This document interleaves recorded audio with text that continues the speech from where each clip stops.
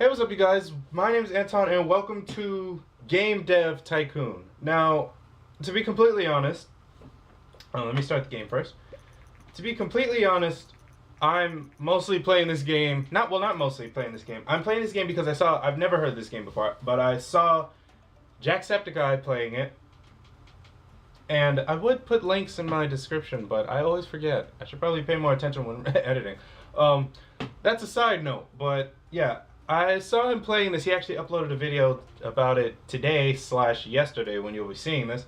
And I don't know. I thought it was it was yesterday as in today when I'm recording, but 2 days ago for when you're seeing this. I don't know. But yeah, I just really found this game interesting because I saw Tube Tycoon, which I felt would be a little bit too full. I don't know. I felt like it wouldn't be appropriate for me to play, but I like this game a lot because, firstly, it's a game about making games, which is it's funny in its own right, but also because it's one of these games where it's another management game that you have to keep in mind with, like Honey Pop was, not Honeycam, not exactly the same way, but. You get what I mean. I'm going on a lot. I need to clean my glasses. Okay, that's much better. Alright, so let me just start by reading this. Welcome to Game Dev Tycoon. In this business simulation, you have been transported back in time to start your very own game development company right at the beginning of the PC revolution. In the next 35 years, you can build your dream company, create best-selling games, gain fans, and become the leader of the market. So now I already know that there is a time limit. You have 35 years to make a game. Well, to make a successful game company, not a game. Before you can start your adventure, you have to give your upcoming company a name.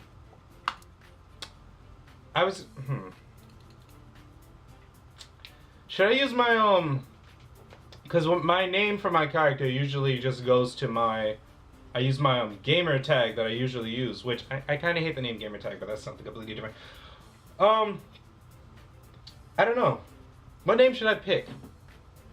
I don't want to use my last name. Well, I'm gonna use my character name, but company name. I'm gonna. Do I want to pick something serious or do I want to make a? I'll pick. Congratulations, you've started your very own game development company. At the moment, your office is a garage and you are the only employee. But don't worry, many successful businesses have started out this way. Blah blah blah blah. Okay, so. Okay. Support a young startup. Buy the game.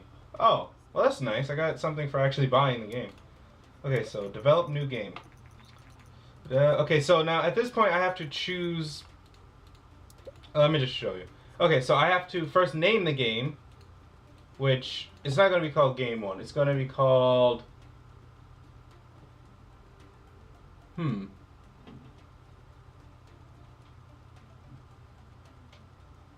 don't know what to name it.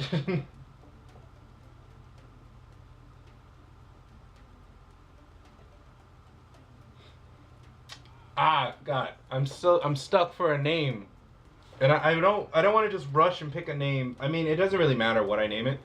I was gonna say Titan Souls, but that's already a game. What can I pick as a name for it? What name?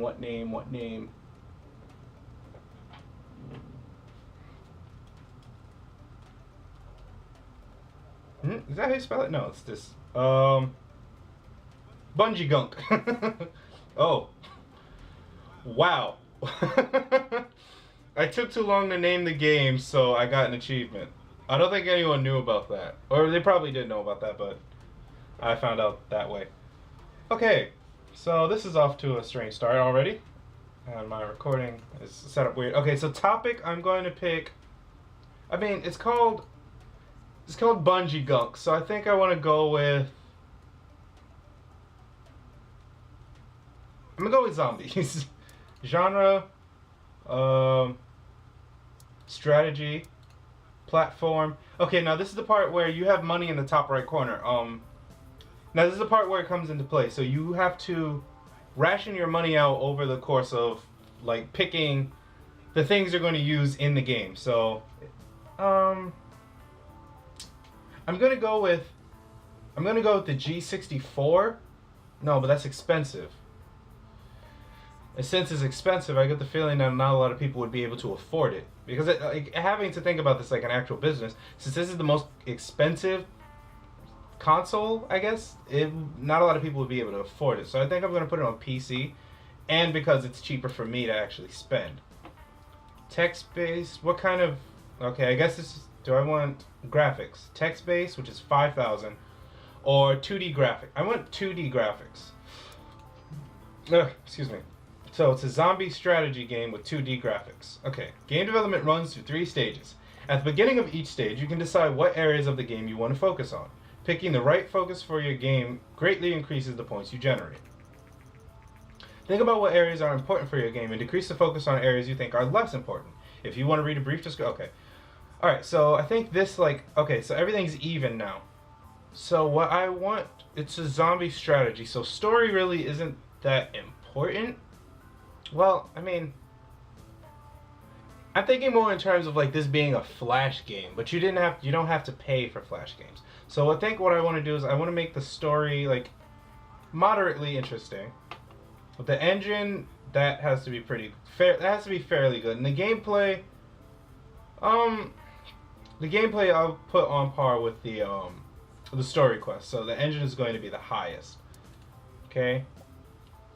Okay, so now game development has now started. While developing your game, you will generate game points, which you can see bubbling up. That's exactly what I was going to say. Those bubbles are. Game points are divided into design points and technology points. The more points you generate, the better the game will be. Okay, good. From time to time, there will also be bug points generated. These points become less likely once you gain experience. Bugs should be fixed before the game is released. Oh, and increased development time and something else. I didn't finish reading that. Okay. Oh, development stage 2. It's a zombie game.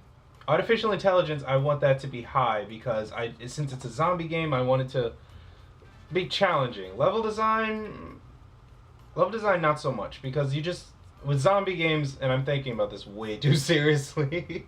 With zombie games, you put up a couple barricades around and like unopenable doors and things like that. Well, back then, because nowadays there's like in what's it called? Last of Us? I think it was Last of Us. That game was like so detailed, like pretty sure you could go through any possible door, aside from the fact that a lot of the buildings were destroyed. If I'm thinking of the right game. If I'm not, just don't take my word for it. But okay, so dialogues could be there.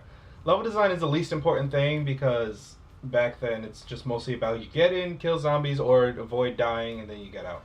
So then I'll put that. Okay, dialogues. I don't know if I can speed up this process, but I think I just have to wait. Okay, he's working on artificial intelligence now. Yeah, I think I just have to wait. But yeah, you see what I mean? This game is like pretty interesting. Okay, hold on. During development, you can also select additional features for your game. Right now, you can only pick basic sounds, but your options will increase quickly. Selecting additional features makes the game generally better. Excuse me. But also increases costs. Okay. You will also see the graphic type you selected when you define the game. This is just to remind you of your choice. You cannot change the type of graphics mid-game. Reasonable. Okay, so development stage 3. I want the sounds to be pretty detailed because I want it to act... Okay, sounds and graphics. Graphics more so because of like blood splatters, because since it is a zombie game. And world design will be... Okay. Sound would be just as important as graphics, and world design would be like just underneath. Like just so you get the gist of it, because it's more about like I said, killing. Oh crap! Oh, I only have one type of sound. I completely forgot to show that you can on the side you can pick the your sound allocation and like the interest, how important which sounds you want to use. God, I cannot speak. But yeah.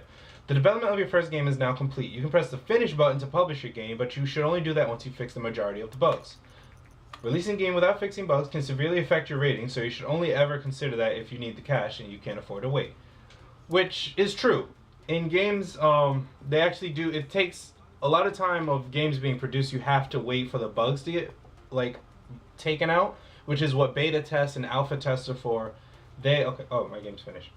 They allow like, okay, they allow the game to be like tested, and they like sometimes they pay people to beta testers and alpha testers are sometimes paid, or even it's just like a volunteer thing, I think, where they play the game before it's released and report any issues like the characters clipping through walls or falling out of stages, or like just things like that. Like with games nowadays, it doesn't seem like there would be many bugs, but like I said, that was the point of beta tests.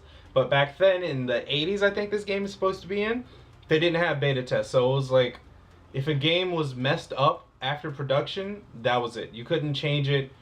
There really weren't any beta tests because it was, I think in the 80s, gaming was such a new industry. And I'm not speaking from like personal experience. I have no experience in the gaming industry.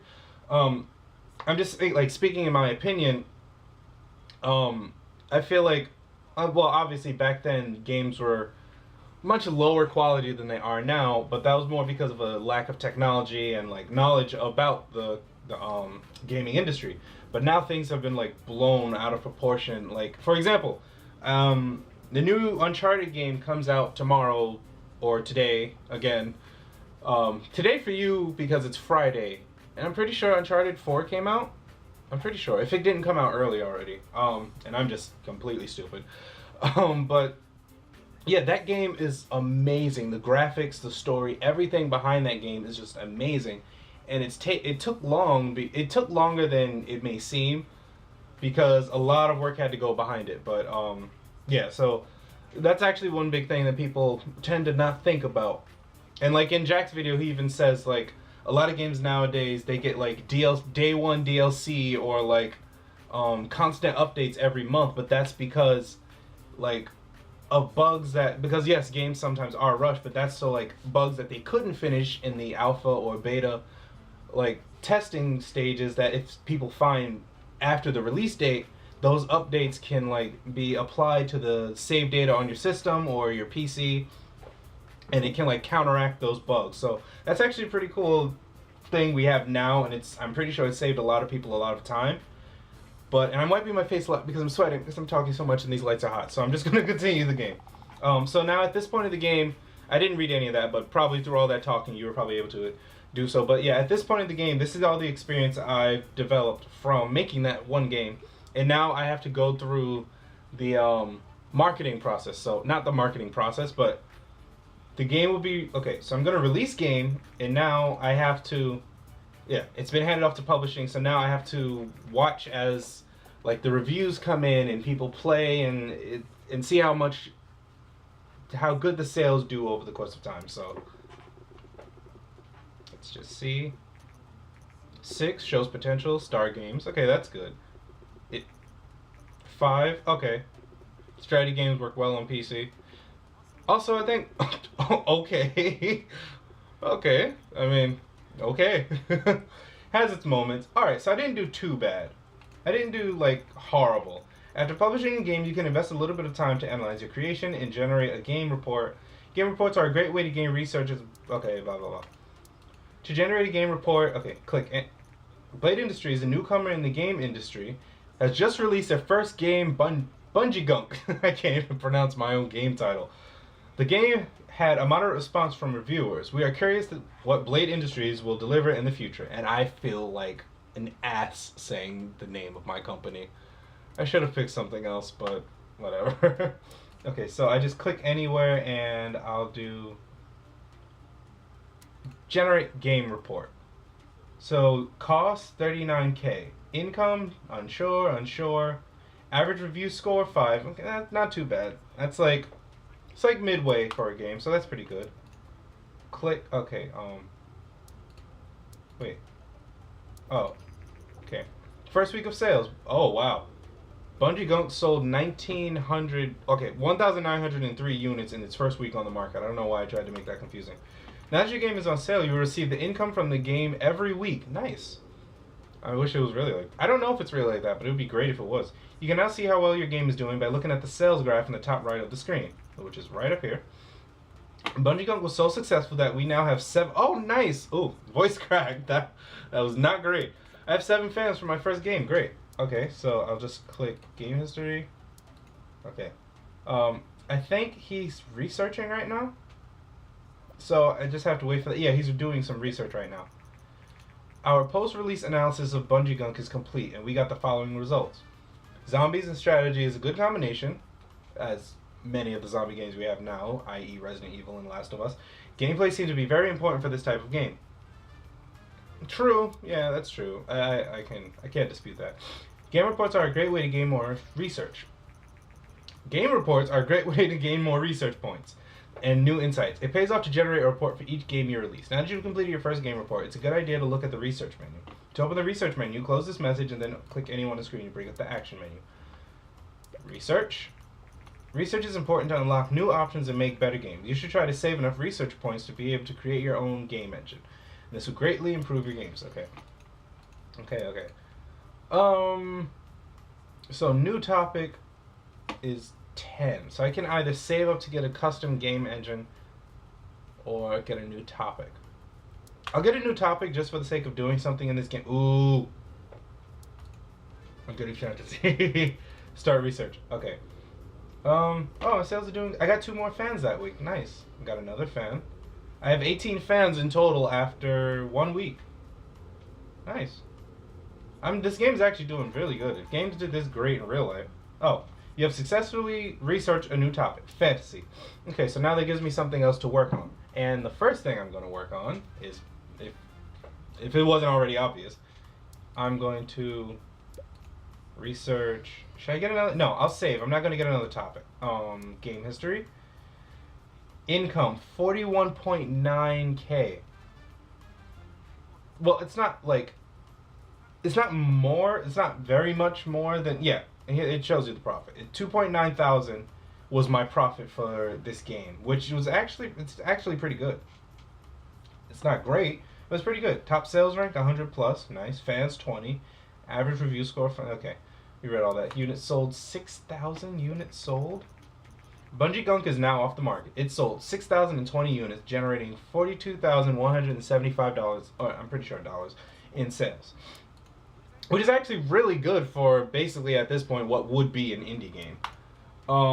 Because I mean, some indie games make that much. But it's not like a common thing. Alright, so I'm going to develop a new game. This game is going to be called... The topic I'm going to pick is fantasy and RPG. Platform, PC. Now the game name is going to be... I still need to decide that. I swear I'm not an alcoholic. It's just moonshine is the first thing that came to my... popped into my head. Okay, so 2D graphics. Okay, so I'm going to let this game play out on its own. Okay, leave that alone. So a lot of this is a waiting game. Recent market studies suggest that the God of War G64... Also, this game does a lot of what Tube Tycoon has done. And if you haven't seen it, there are many people on YouTube who play Tube Tycoon, excuse me. And that they kind of make a joke on company and video game names and like hardware names. So I'm pretty sure for copyright reasons. But like the God of War G64 was actually... a computer that I don't actually remember the real name of that was out and around this time. Basically it's saying that computer is better than PC. I wouldn't know, but I do know there's a Nintendo reference in here, but I wouldn't know about this, so I'm just gonna like skip through that. If you read that, then okay. But okay, so engine is gonna be high. Gameplay is gonna be high. I'm not gonna go all out in this one. Okay, engine actually can be a bit low. Yeah, engine can be about less than half. Story has to be the most important, and gameplay has to be there. Alright. God, if it was this easy to make video games in real life, I would have made my own game by now.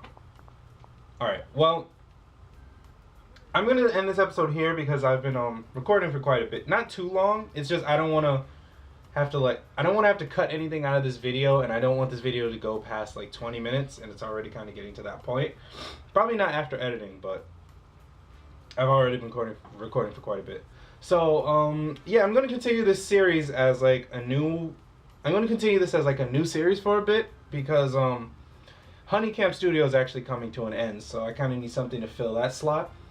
But oh boy, yeah, I'm actually really excited about this game. It looks fun, and it's like it gives you minorly things to think about, and like, I don't know, it's fun. It's really interactive too. But I'm just not going to talk about that enough. Too much, not enough. But yeah. Anyway, thank you guys so much for watching. If you like this video, please give it a thumbs up.